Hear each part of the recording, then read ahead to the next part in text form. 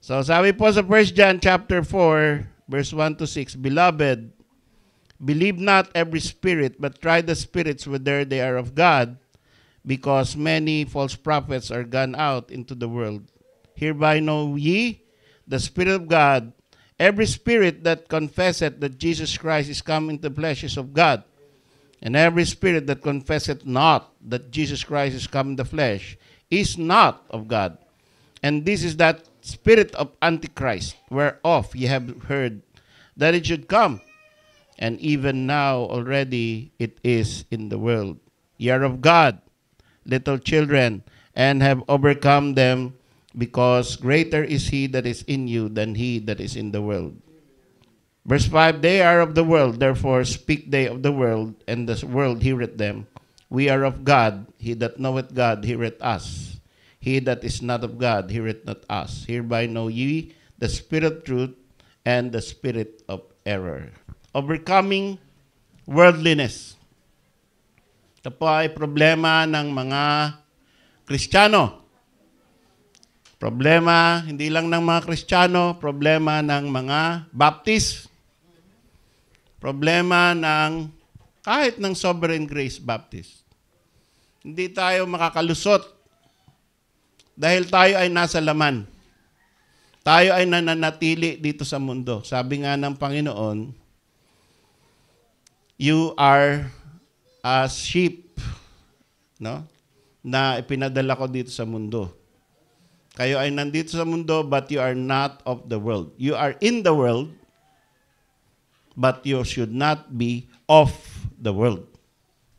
Pagkat in Espanyol mo yan, del mundo. Hindi ka dapat del mundo. Of the world yun del mundo. Hindi ka dapat makamundo. No? Huwag niyong gayahin yung nire-represent ng apelyedo ko. Hindi ko alam ba't nakuha ko yung apelyedo na yan. Pero, yun Pero wag daw. We should not be of the world. We should overcome. Because our Lord Jesus Christ said, Be of good cheer, I have overcome the world. Siya ay nauna na sa atin, nalabanan niya ang lahat ng kamunduhan. Kaya, pag tayo ay natuwa at lumakad kasama ni Kristo, malalabanan din natin yan. At pwede tayong magtagumpay. Huwag tayong magpadaya sa kaaway na sasabihin niya, hindi mo kaya. Sumuko ka na, gumibab ka na, bumigay ka na. Mag-participate ka na rin sa mga makamundong bagay. Sayang naman yung buhay mo. Hindi mo na-enjoy. Diba? Maki-enjoy ka na rin. Join na lang kayo. Let's all have a good time. Sabi ni Sampaguita. Kilala niyo yun. Kami ni Jun, kilala namin yun. Kayo hindi niyo kilala yun. Ha? Uy, ito na. Kaya pala mabango yung bahay niyo. Kapitbahay mo, Sampaguita. See? So, what is worldliness? Pagka sinasabi natin worldly, Brad, worldly ka. No? Iba yung carnal sa worldly, Yung carnal, the flesh. You are exercising the lust of the flesh. So, you are carnal. Pinagbibigyan mo yung laman mo. Iba rin yung worldly. Pag pinagbibigyan mo yung laman mo, ito maririnig mo sa sarili mo. Kawawa naman ako. Hindi man lang nila ako binate, birthday ko. Nalulungkot ako, hindi nila ako inaasikaso. Bakit sila ganun? Sayang na lang yung pagiging member ko ng church. Kawawa talaga ako. Walang kwentang church yan. Yan ang maririnig mo. Pag pinagbibigyan mo, yung pita ng laman. Self-pity. Ngayon, pag wala pa talagang pumansin, ibalagay mo na yan sa Facebook.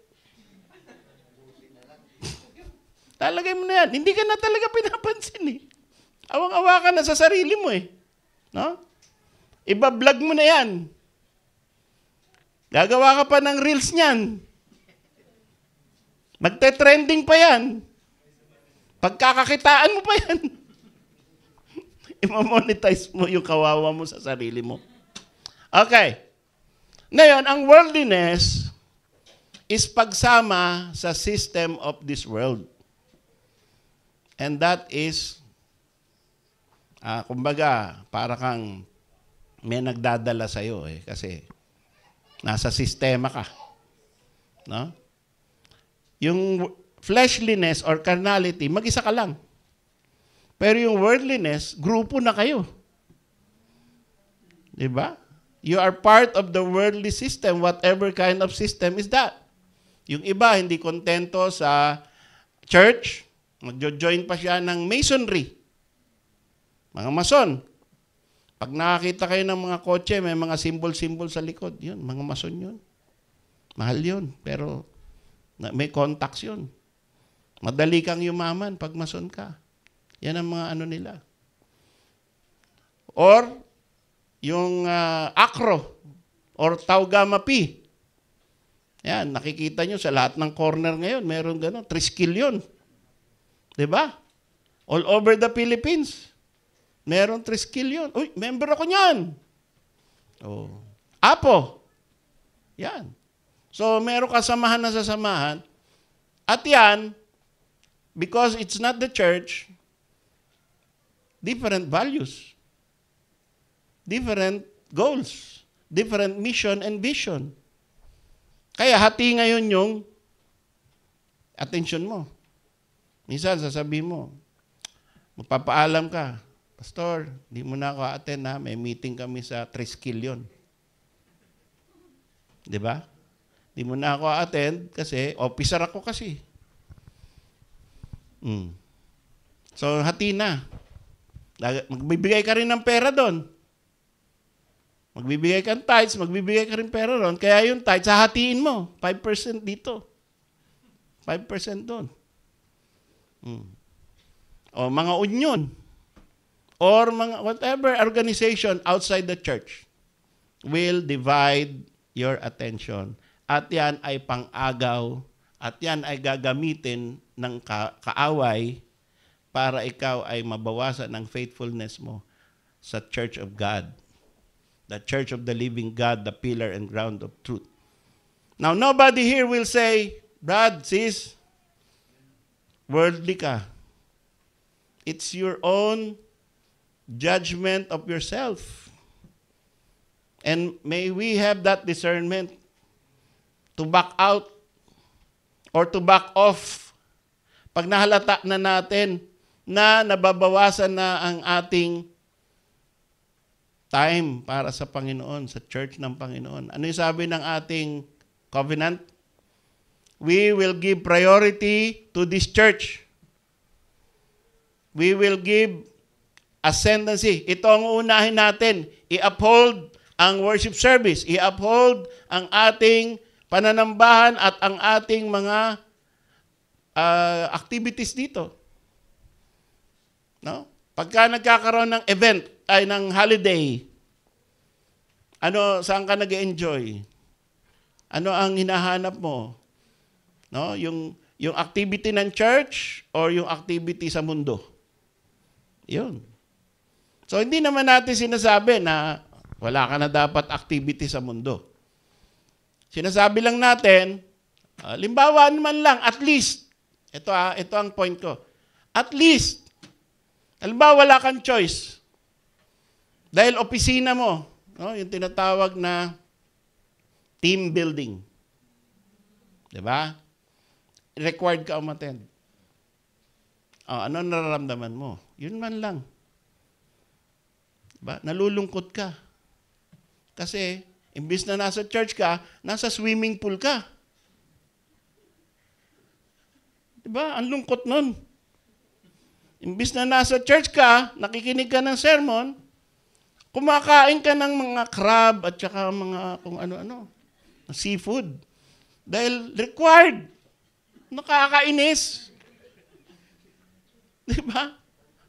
So, nalulungkot ka. Totoo ba yun?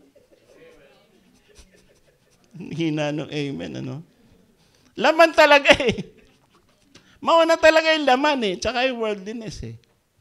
Pero at least, di ba, pinanood mo yung replay. Ba? Na-miss mo eh. Oh, nag-enjoy ka. Hindi naman tayo hypocrite eh. Bihira. Seafood delight. Di ba? Nasa gitna kayo ng dagat, kumakain kayo ng seafood. Tapos pagdating nyo ron, swimming and everything. Pero required. Oh. Tapos may additional incentive pa dahil sumama ka. Once in a blue moon lang naman yan. O, di okay, enjoy. Pero, pagdating mo, pag time mo na meron ka ng time by yourself, titingnan mo yung ano nangyari kaya, ano kaya pinreach ni pastor? Diba? Sino kaya nag-special number? Ano kaya ang inaabangan mo yung mga pictures na kinuhaan ni Sister Nena? Diba? Titingnan mo. Sino kaya? May mga first-time visitors kaya? Yun ang tunay na iniiwasan ang worldliness. Amen. Hindi yung talagang sumausaw ka na, tapos yun na, hahataking ka na nun. Mag-aabang ka na ng next team building event. Yun na inaabangan mo, hindi na yung next worship service. Oh. Hatak yan eh. Hatakan yan eh. The spirit or the flesh, they are always in war. Inside you. Laging naghahatakan yan. Sino ang pagbibigyan mo? Parang dalawang kaibigan. Dito ka na lang sumama. Dito ka. Dito. O sige na nga dito. Bye-bye church. Yun eh. Pag napadalas-dalas yun, madidiscover mo na hindi ka pa talaga ganun ka matured. So you overcome. Getting company from fellow worldly people, there will always be a pressure, peer pressure. Lalo na yung mga nag-aaral pa. Tingnan nyo, imbis na mahatak si Brother Stephen ng kaklase niya, siya ang nanghatak. Amen. Good example. Diba? Oh, siguro si Luke tsaka si Mark, hinahatak siya sa bar. Ha? Pero mas malakas hatak ni Stephen. Doon tayo sa church. Oo, di ba? Oh, dito sila ngayon. Praise God. Amen. Hindi nanalo ang worldliness. Sa mamaya kakausapin ko kayo, dito tayo magdidig. Yung mga husband sa taas, dito kami. Okay? So, it is bad because, worldliness is bad because it tends to seek more enjoyment each time. Each time you enjoy, you look for the next, more intense enjoyment. Yan. Kaya, iiwasan natin, i-overcome natin yan. Kanina sabi, love not the world. Diba? Sabi ni Brother Louis. Tama yun. Pareho kami ng message. Sabi, believe not every spirit. How do you do that? By believing not every spirit. How do you fight against worldliness? Alam nyo, yung false teaching will give you the things of this world. So, merong mga tuturo sa iyo na philosophies of men. No? Lalo na yung mga nasa college. Ingat kayo mga kapatid. Mga nasa college or naghahanap ng career or may career na, mga kabataan na ngayon pa lang, yung YA, no? Yung young adults. Those who are still beginning in their lives. There is a strong pull to explore the world outside the purview of your parents. There will be a strong philosophy, psychology, and all kinds of pressure to depart from the faith and be as worldly as they are. Marami na ang nahulog. Oras na nawala ka na sa poder ng iyong magulang, lalo na kung oras na ikaw ay meron ng sariling income, wala nang makakapigil sa'yo. Wala nang makapagsasabi sa'yo, ikaw ay hindi na minor de edad. Meron ako sad experience na kikwento ko sa inyo kagabi. Isang anak ng pastor, ang naglaya sa bahay, 17 years old. Minor de edad. Naglayas. Dahil sabi niya, malapit na ako maging 18. A few months na lang. 18 na ako. Kaya wag niyo na akong sawayan kung saan ko gustong pumunta. So, nakakalungkot. Umiiyak yung tatay. Pastor pa naman. Hindi niya alam kung anong gagawin niya. Ba't siya ginanon ng anak niya? No? Kasi merong humahatak na ibang mga aral, ibang mga impluensya, ibang mga katuruan. Hinihila siya, dito ka na lang. Iwanan mo na yan. Iba aral niyan eh. Dito ka. Kami bahala sa'yo. Bibigyan ka namin ng support. May titirhan ka dito. Isipin mo yun, ano? Na merong mga ganun. So, that is very sad. And I hope it never happens to any of our families here. But this is reality. This is reality. Napaaral mo, may ambisyon ka, hahatakin ng iba sa ibang interest. Meron kang, pinapalaki mo siya sa spirituality, hahatakin ng worldliness. So, ituturo natin mga kapatid that all of us should believe not every spirit but try the spirits whether they are of God. Because many false prophets are gone out into the world. Panahon pa lang nila John, ang dami ng false teachings and false prophets sa buong Christian world. Eh kung noon marami na, many false prophets are gone out, lalo na ngayon. Ba? Bakit tayo, napakahaba ng ating articles of faith? 18 articles of faith. Bakit? It becomes necessary because that is the way you try the spirits. You try the teachings. That is the way you should look at the world. Every one of us. Bago ka sumali sa isang grupo, sa another church, another organization, try the spirits. Bagay ba ako dito? Kaya ko ba to? Pwede ko ba silang maimpluwensyahan for good? O ako ang matatalo nila, maging kagaya na nila at may iwan ko ang church? Bago ka mag-abroad,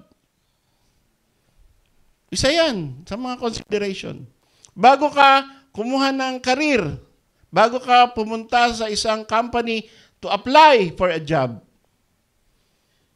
bago ka magnegosyo, bago ka mag-asawa, kahit anong klaseng major decision sa buhay mo, try the spirits. Because, oo nga, gumanda nga yung buhay mo, gumanda nga ang estado mo financially, bagsak ka naman spiritually. Dahil, yung kinuha mong trabaho or yung kinuha mong career or yung kinuha mong college education ay ang focus niya worldliness. Ilulog mo ka sa worldliness para maging successful. Yung pinuntahan ko pong church na sila sa Davao. Maganda na ang takbo. na involved sa forex trading. Nagkaroon ng capital 8 million. Pumunta sa pandemic, naging negative. Paano mo babayaran yung mga nag-invest? So I do not blame anybody. Pero ang unang blame is yung desire to have more and more money. That's number one. The second thing is yung pagsasamahin mo yung ministry, sasabihin mo, gusto ko lumaki pa yung building natin. So yung ating natitirang fund na 200,000, ilagay natin sa forex para maging 1 million. Ang dali lang. Alam ko na ang sikreto. Di ba? There's always that temptation eh. Ngayon, kung ang church hawak sa leeg ng pastor, hindi kaya magdesisyon ng mga miyembro dependently, kahit na mali na, kawawa. Kawawa. Yung pera ng church mapupunta sa mga money market or MLM dahil sure ball. Hanggang sa malusaw. O meron namang nagagamit talaga, tumatag, no? Lumaki. Naging tagumpay. Pero hindi yun ang plano ng Diyos paano tayo magkakapera para sa building o para sa church. Hindi yun ang paraan eh. No? Yung money market, yung forex, wala yan. Diba ang paraan ng Panginoong Diyos with the money that He gives to the members of the church. Hindi sa pamagitan din ng concert. Di porket magagaling tayo, ka-concert tayo, papabayad tayo ticket. No? Punta tayo sa Meralco Theater, PICC. Tapos 1,000 per ticket. Ano ho lang namin to? Fundraising para sa building namin. Di ba? Ang ganda pakinggan, di ba? Tapos kakanta kayo, ang ganda nung kanta nyo, kumita. Hindi yun ang paraan eh. Walang ganun dito sa Bible eh. Di ba? Give cheerfully. So, there is always this choice. Even inside the church, the worldly style or the spiritual style. We choose that the world is no, the Lord is okay. The word of the Lord should guide everything, every decision. So, yan ang pan-testing natin. Try the spirits. Pag sinabing try the spirits, pag merong suggestion, yan ba ay papasa sa Word of God in our faith and practice? Pag kaya merong mga kailangan nating pag-usapan, desisyonan, whether yan ay personal mo, padaanin mo ron sa filter of the Word of God. Personal mo, mag-isa ka lang. Para hindi ka maging worldly. Para ma-overcome mo. Padaanin mo sa salita ng Diyos ang iyong decision. Whether it is a family decision, kayo mag-asawa o buong pamilya, tingnan nyo. Tayo ba ay, halimbawa, sabihin ng isa dito, family, magre-relocate na tayo sa Canada. Kasi doon ay meron ako nakitang trabaho na okay. Sige. Ano unang tanong? Pagka meron ganon, saan tayo magcha-church? Yun. Hindi yung pupunta ka doon kasi maganda doon, manonood na lang tayo sa FB Live ng Imus. Hindi ganon. No? Ito pong church na to, let me remind you, may mga churches, bawal ang transfer. Ito pong church na to, we desire that should you remove from this place, you will immediately, kung permanent na kayo doon, you will immediately seek a church of like faith and practice. And then transfer your member there and seek our recommendation. Hindi po kayo property ng church na to or ng pastor na ito. Kahit kayo na training dito, pwede kayong gamitin ng Panginoon sa ibang church.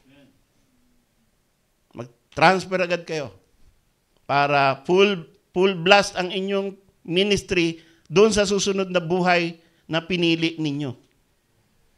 Hindi ko kayo dapat pipigilin kung gusto niyo pumunta sa ibang lugar.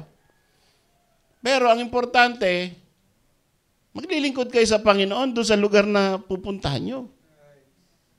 Whether in Marinduque, or in Mindoro, or in any other place. Pagpunta ka Japan, no? Huwag mo nga hanapin yung Japayuki. Yung mga bar. Ang hanapin mo, saan ang Sovereign Grace Baptist Church dito? O kung wala, nakalagay Baptist Church, Sovereign Grace ho ba kayo? Ay, hindi ho. Whosoever will kami. Okay, thank you. Bye-bye. Para ka napaso. Ano? Whosoever will. Ay, sige po. Diba? Ganun ang reaction natin. Naghahanap tayo ng same faith and practice. Try the spirits whether they are be of God. Ito, tingnan nyo, bakit tayo winarningan? Hereby know we the Spirit of God, every spirit that confesses that Jesus Christ is come in the flesh is of God. Ibig sabihin, during the time of John, the apostles still alive, meron nang nagtuturo that Jesus Christ is not come in the flesh. Ibig sabihin, hindi siya naging totoong tao. Siya ay nanatiling Diyos. Mali na yung Christology. Mali yung kanilang pagkakilala kay Kristo. No? Kaya, importante po yan. Bakit? Ano sabi? Every spirit that confesseth not that Jesus Christ come to flesh is not of God, this is the spirit of Antichrist. Antikristo yun eh. Magjo-join ka sa church na yun? No? Pupunta ka, sasama ka sa mga grupo na yun ang tinuturo, hindi alam ang tamang pagkilala kay Kristo. So, ingat. Mag-ingat dahil yan, although sabihin na natin, masarap yung mga pagkain nila pagkatapos ng worship service. Masarap yung samahan. Natutulungan ka na magkatrabaho. Merong isang relihiyon dyan, di ba? Sabihin, kailangan ko ng trabaho eh. Anong tanong sa'yo? Kapatid ka ba? Diba? Ganun yun eh. Kailangan ko ng negosyo eh. Kapatid ka ba? Patingin nga, meron ka ba dinidisplay na green at saka red? Di ba? Pagka ganyan ang display mo, ay sige, tutulungan kita. Kapatid ka eh. Biyahing langit tayo eh. Mga iglesia, ganyan. Kapatid. Pero pag hindi, ay, wala eh. Hindi namin alam. Yun, ganun sila. Okay? So, ikaw, dahil gutom ka na, wala ka trabaho, gusto mong trabaho, sige, magkakapatid muna ako. Lulunukin ko muna yung Antikristo. Di ba? Yung mga INC, they do not believe that Christ is come in the flesh. Ano yung ba ibig sabihin ng come in the flesh? Nagkatawang tao. Come in the flesh. Kasi tayo, we did not come in the flesh. We are born in the flesh. But only Jesus Christ is come in the flesh. Because He was not flesh. He is the eternal Spirit. He is the Word, and the Word was with God, and the Word was God. And the Word was made flesh. So iba ang ating Panginoon Kristo. And every spirit that does not recognize the deity of Christ, the eternal Spirit of Christ wherein He existed and already was moving in the world before He was born, is Antichrist. Antikristo yan. Sa impyerno yan, mga kapatid. Kahit gaano pa kabait yung mga tao na yan. Kaya iyan po ang sabi ng Bible. Year of God, little children, mga anak, makinig kayo. Kayo ay sa Panginoong Diyos. At kayo ay malulupig ninyo ang mga hindi sa Diyos. Why? Greater is He that is in you than He that is in the world. Kumbaga, sa gera, suma total, hindi pa tapos ang gera, pero pwede mo nang sabihin, panalo na tayo. You know, bakit tayo panalo na? Magaling yung general natin eh. Magaling yung hari natin eh. Greater is He that is in you than he that is in the world. Kaya, tayo ay panalo na, huwag ka nang magpatalo. Overcome the world. Overcome worldliness. Overcome the things which drive you to be depressed because maybe you are sinking. Panalo ka na eh. Meron bang panalo na malungkot? Maaring malungkot ka in a moment. No? Sabi nung isang kanta ba yun? No? Sadness may come in a moment, but joy comes in the morning. Joy comes in the morning. Merong umaga sa lahat ng mga mananampalataya. Magandang umaga. Kahit na tayo ngayon ay nasa madilim na panahon. Kahit dumadaan ka sa bagyo, lilipas din yan sa biyaya ng Panginoong Diyos.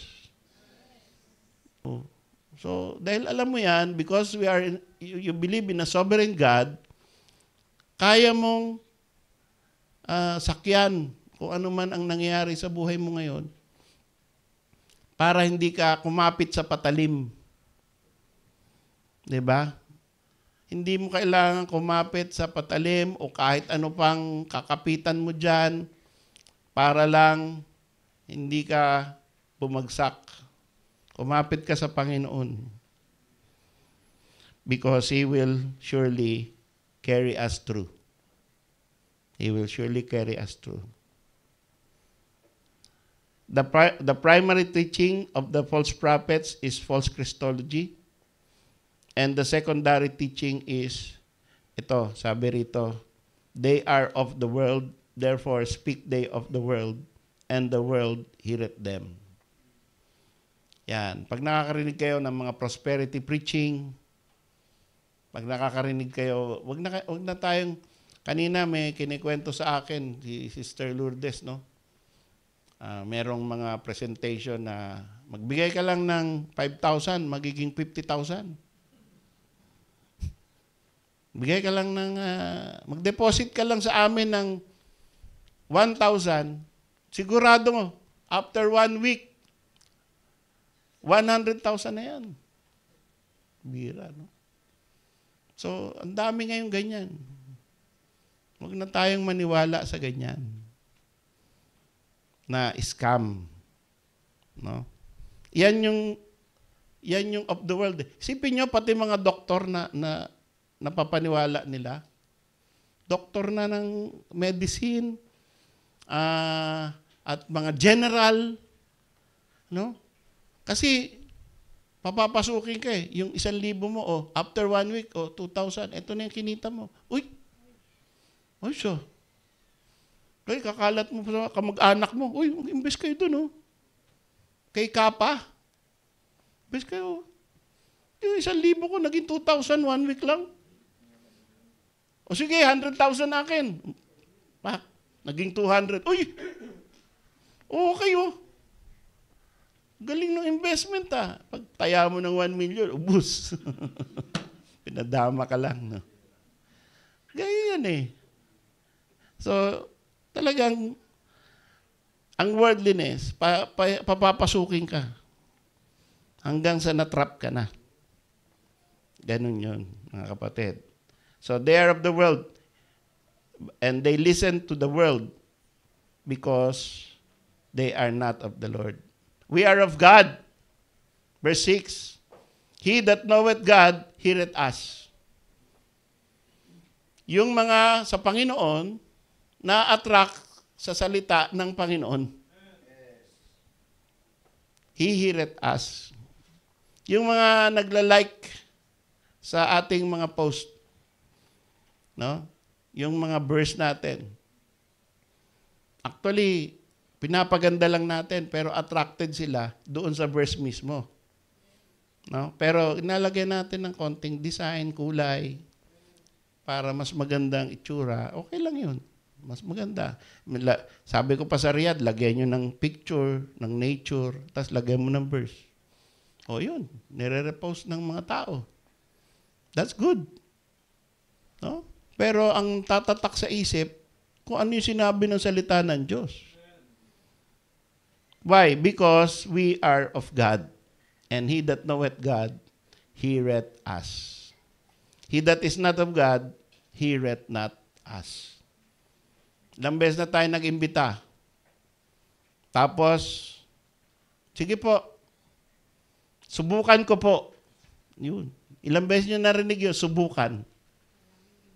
Diba? Subukan ko. Try ko lang. Pag may time, wala yun. Pag may time, walang time yun. Ayaw nun.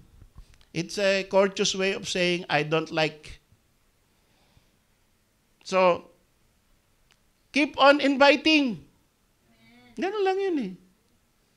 Hanggang sa makatagpo ka ng mga hinirang ng Panginoon Diyos na may time. Ang dami pong may time, hindi mo lang natatagpuan. Kasi, sa 10 ganyan, sasabihin sa'yo, try ko. Tumigil ka na dito, yung susunod sana, sige, sama ako. Yung Pentecostal umimbite doon, siya nakakuha. Oh, di ba? Oh, sana sasama na yan. Hindi mo in-invite kasi nagsawa ka na nakalimang failure ka Oh. So, wag tayong padala sa worldliness, mga kapatid. Greater is He that is in you. He that is in the world is weaker than our master. We are of God. We reject worldliness, world-sponsored happiness, and we prefer hearing God-centered preaching. This is the spirit of truth. Pinapakilala sa atin ang spirit of truth and spirit of error dito sa chapter 4 ng John, ng 1 John. Dalawa ang choice natin, mga kapatid, sa buhay natin. At laging yan dapat nakataas ang antena natin. Every day, every hour. Every day, every hour, nagdidesisyon ka. And every day, yung decision mo affects your life. Whether you're going to worldliness or you're going to spirituality. You are going to the spirit, you believe the spirit of error or you believe the spirit of truth. Ganyan lang po kasimple yan. Sumunod ka ba doon sa truth o sumunod ka ron sa error? Yan ang ating buhay. Yung walang discernment, hindi nagtatry the spirits, para sa kanila, whatever the decision, that's the correct one. I am the master of my fate and the captain of my soul. Yun ang kanilang principle. Whatever I decide, cargo ko yun. Wala silang iniisip na, tama ba ito? Matutuwa ba ang Panginoon dito? Ito ba ayon sa katotohanan? Mapapahamak ba ang kaluluwa ko dito? Wala silang ganun. Para sa kanila, follow your heart. Oh, di ba? Whatever your heart says, yun ang tama. Pero heart is deceitful above all things and desperately wicked. So if you follow your heart, you follow deceit. So you follow the Word of God. That is how you overcome worldliness. Let's all stand.